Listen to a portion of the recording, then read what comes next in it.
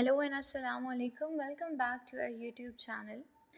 आज की वीडियो में हम देखेंगे कि इमोशंस क्या होते हैं, इमोशंस की कितनी टाइप्स हैं और उसकी कुछ थेरीज देखने वाले हैं।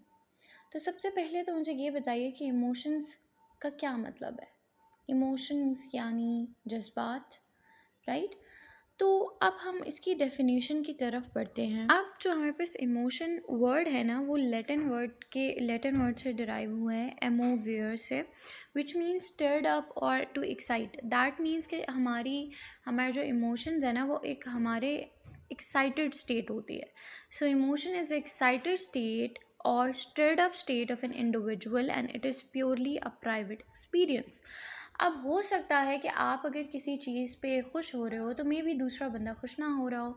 फॉर एग्ज़ाम्पल, एक कंपटीशन है, कंपटीशन में आप जीत के हो तो आप बहुत ज़्यादा खुश हो गए, लेकिन वहीं पे एक बंदा जो हार गया है वो थोड़ा सा उदास होगा। दैट मीन्स कि डिफरेंट कंडीशन में आपको सेम कंडीशन में डिफरेंट इमोशंस भी दिख सकते हैं। तो ये एक इंसान का प्राइवेट एक्सपीरियंस होता है। अब आगे है, an emotion is a full body mind behaviour response to a situation. सारी चीज़ें इन्वॉल्व होती हैं। अगर आप खुश होते हो तो आपके एक्शन से वो चीज़ प्रूव हो रही होती है, ठीक है।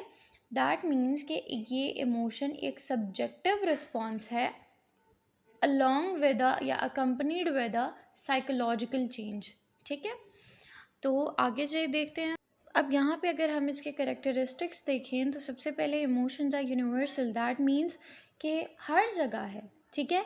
इवन के कोई जानवर भी है ना, तो उसके इमोशंस भी, अगर आप बिल्ली या कुत्ता आपने पाला हुआ है तो आप अगर उसके साथ भी लंबे अरसे के लिए रहेंगे तो आपको वो चीज़ भी फील होगी। Emotions are personal and unique, ठीक है। वही जो मैंने पहले बात की कि सेम सिचुएशन में डिफरेंट लोगों को डिफरेंट फीलिंग्स आ रही होती हैं। Emotions rise abruptly but subside slowly, ठीक है। क्या होता है, जैसे अचानक से कोई चीज़ हो गई, आपको खुशी की बात मिली तो आप एकदम से एक्साइटेड हो जाओगे। आप हर बंदे की अब खुशी जाहिर करने का तरीका भी अलग होगा और फिर वो लॉन्ग लास्टिंग चीज़ आती है। अच्छा, अब ये नहीं होता कि आप जो है वो हर बार फर्स्ट आओगे तो सिर्फ उसी चीज़ के ऊपर ही आप हैप्पी होगे। नो, आपके हैप्पी होने के लिए यानी उस एक इमोशन के लिए बहुत सी रीज़न हो सकता है, ठीक है। समटाइम्स हमें अपनी पसंद की कोई चीज़ मिल जाती है तो हम खुश हो जाते हैं, कुछ भी और, ठीक है। तो ये वाली चीज़ भी आपने अपने माइंड में रख। Now there are two types of emotion, positive and negative. Positive emotions कौन से हैं जो कि आपके लिए बेनिफिशियल हैं, हेल्पफुल हैं एक इंडिविजुअल के लिए, या आप ये कह लो कि जो कि उसकी मेंटल हेल्थ को ठीक रखते हैं, जैसे कि happiness, Joy, curiosity, etc. Negative emotions are unpleasant emotional experience. It doesn't produce any beneficial effect. Fear, anger, jealousy. इससे क्या होता है, जब नेगेटिव इमोशंस के अंडर आप होते हो ना, तो वहाँ पे क्या चीज़ें होती हैं कि आप बहुत ज़्यादा अपने आप को डाउन या हर वक्त गुस्सा करना या ये चीज़ें, ये आपकी अपनी मेंटल और फिज़िकल हेल्थ को अफेक्ट कर रही होती है। और जब आप खुश होते हो तो वो चीज़ें आपकी हेल्थ को और अच्छा कर रही होती हैं। जैसे एक बात कही जाती है कि मुस्कुराते रहो, मुस्कुराओगे तो यार खूबसूरत हो जाओगे। दैट मीन्स उसका एक ही बात क्यों कही जाती है कि यार आप जो स्माइल कर रहे हो, नेचुरली आपसे पॉजिटिव वाइब्स आ रही हैं, other people are get attracted towards you. अब बात की जाए प्राइमरी इमोशंस और सेकेंडरी इमोशंस की, तो प्राइमरी इमोशंस कौन से हैं? These are direct emotional reactions to a situation. They are called primary because they come first, ठीक है। यानी कि जैसे joy, happiness, fear, shame, sadness, etcetera, ये प्राइमरी इमोशन में आ गए। और उसके बाद secondary emotion, this is an emotional response to a primary emotion, this an emotion about what we feel, worry, anxiety, anger, jealousy, etcetera, ठीक है।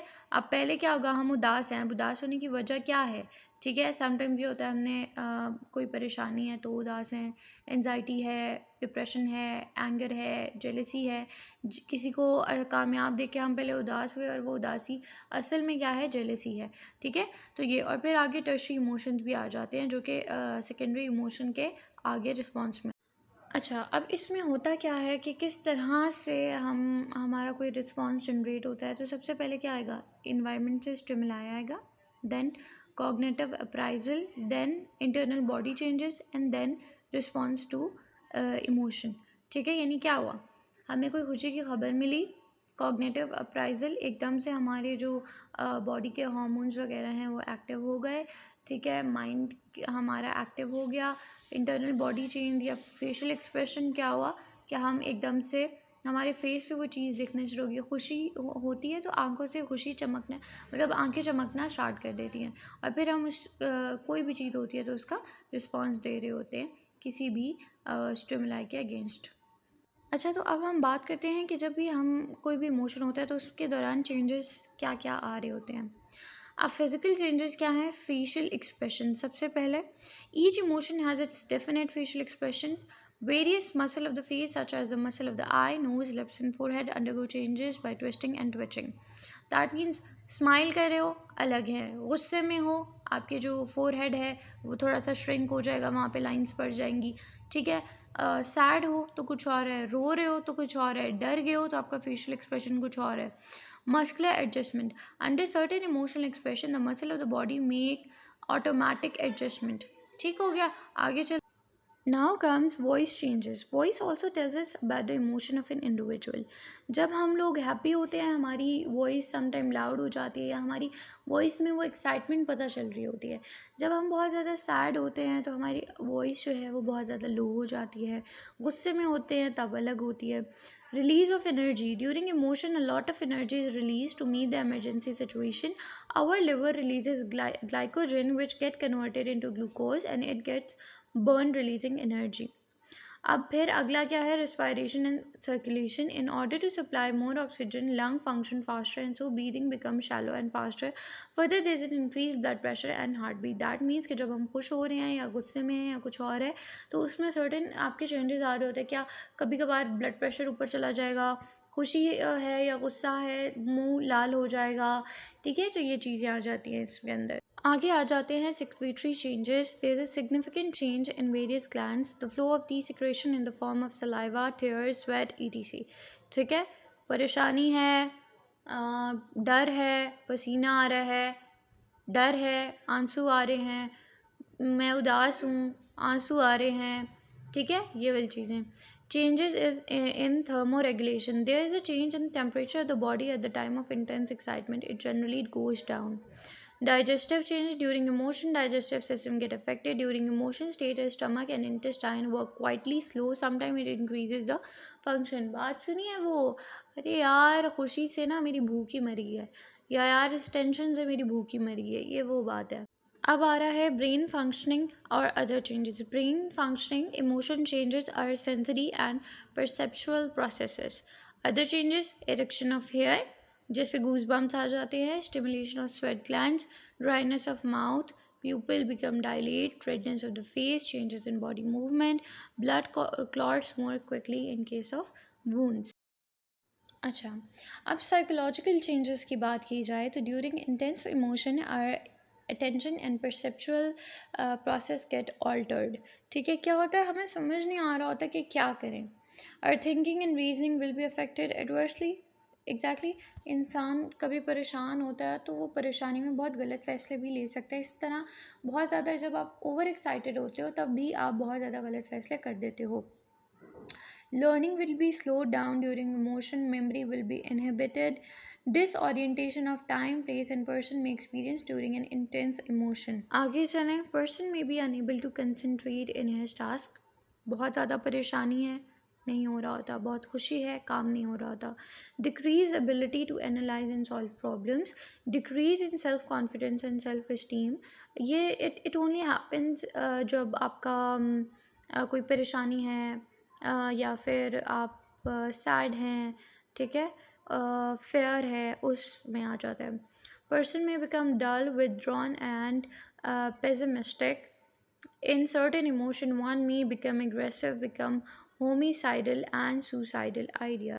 अच्छा जी, now the question is, does your heart pound because you are afraid, or you're afraid because you feel your heart is pounding? ठीक है, अब यानी सवाल का क्या मतलब है? सवाल का पहला हिस्सा यह है, does your heart pound because you are afraid, यानी आप डर रहे हो इसलिए आपका दिल धड़क रहा है बहुत ज़्यादा तेज तेज। और are you afraid because you feel your heart pounding, ठीक है, तो पहली वाली स्टेटमेंट इज करेक्ट, राइट। अच्छा, अब हम थेरीज में जाते हैं इमोशन की। So this theory is propose by William James and Carl Lange. This is one of the best example of physiological theory of emotion. James' theory suggests that emotion occur as a result of physiological reaction to event. For example, I see a snake, I'm trembling, therefore I'm afraid. ठीक है, James साहब ने क्या कहा, James और Karl, ये दोनों, इन्होंने क्या किया, इन्होंने एक थेरी प्रपोज की जिसमें उन्होंने यही कहा कि कोई फिज़ियोलॉजिकल चेंज होता है, कोई फिज़ियोलॉजिकल इवेंट होता है जिसके बदले में आपका एक इमोशनल चेंज आता है। जैसे कि इसने कहा कि मैंने सांप देखा, अब जो मैं सांप देखूँगी डेफिनेटली मैं डरूँगी और मैं काँपना शुरू कर दूँगी, और जो मैं काँपूँगी दैट मीन्स कि मैं जो है वो डर रही हूँ, आई एम अफ्रेड, राइट। अब यहाँ पे देखिए क्या हुआ कि आपने एक स्टिमुलाई लिया एनवायरनमेंट से, फिज़ियोलॉजिकल चेंज हुआ एंड आपने कुछ जो रिस्पॉन्स जो है जनरेट कर दिया। अब है this theory, next series Cannon Bard theory of emotion. This theory is proposed by Walter Cannon and Philip Bard. According to this theory, the emotional experience and physiological experiences, body arousal, both are independent of each other. Both will be happening at the same time. अब उन्होंने क्या कहा कि physiological changes और emotional experience दोनों एक time पे होता है, ठीक है. अब वो पहले वाले क्या कहते हैं, जेम्स साहब और वो, कि उन्होंने कहा था कि भाई पहले फिजियोलॉजिकल चेंज आएगा फिर इमोशनल चेंज आएगा. अब इन्होंने कहा कि दोनों इकट्ठे होते हैं. अब ये डेमोन्स्ट्रेशन देखिए यहाँ पे क्या हुआ, स्टिमुलाई को रिसीव किया और एक्सपीरियंस और बॉडी रिस्पॉन्स, यानी इमोशन और body response at a time आ रहा है. अच्छा जी, अब नेक्स्ट थेरी पे आ जाते हैं. नेक्स्ट थेरी को आप टू फैक्टर थेरी भी कहते हैं और ये प्रपोज की गई थी जनाब स्टैनले एंड जेरोम साहब की तरफ से. ये क्या कहते हैं कि the emotional experience is a result of our cognitive level और cognitive appraisal. As a result of the cognitive appraisal of the situation and body arousal we experience the emotion. For example, if you experience a racing heart and sweating palms during an exam, you will probably identify the emotion as anxiety. If you experience the same while seeing a snake, you might interpret as fear. ठीक है. अब उन्होंने क्या कहा, इन दोनों ने बोला कि भाई आप लोग जो भी इमोशनल एक्सपीरियंस होता है ना, वो आपका कोई, आप उसको खुद कोई कॉग्निटिव लेबल लगा रहे होते हो, ठीक है.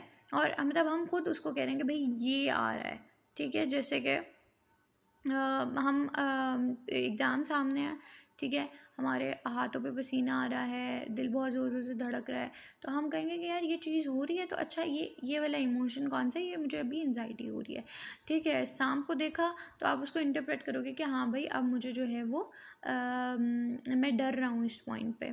अब देखो कैसे यहाँ पे है बॉडी अराउजल और कॉग्निटिव लेवल और उसके बाद इमोशन आ रहा है, यानी बॉडी ने कर दिया रिएक्ट, आपने उसको लेबल दिया और फिर आपका ये आ. अच्छा, अब इससे आपको ज़रा ज़्यादा क्लियर हो जाएगा. एक स्टिमुलस है, गाड़ी आ रही है, ठीक है. जेम्स साहब की जो पहले थ्योरी थी उसमें क्या होगा कि पाउंडिंग हार्ट और फिर फेयर, यानी दिल बहुत ज़ोर ज़ोर से धड़क रहा है और क्या हो रहा है कि आपको पता चल गया कि भाई मैं डर रहा हूँ. कैनन साहब का जो था उसमें क्या हो रहा है, पाउंडिंग हार्ट और फेयर दोनों एट अ टाइम हो रहे हैं, ठीक है.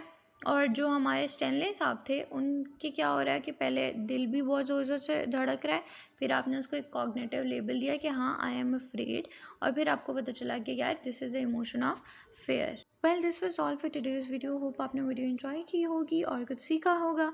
हमारे यूट्यूब चैनल लाजमी सब्सक्राइब कर दीजिएगा. टिल देन अल्लाह हाफिज़, अपना ख्याल रखिएगा एंड कमेंट और लाइक करना मत भूलिएगा.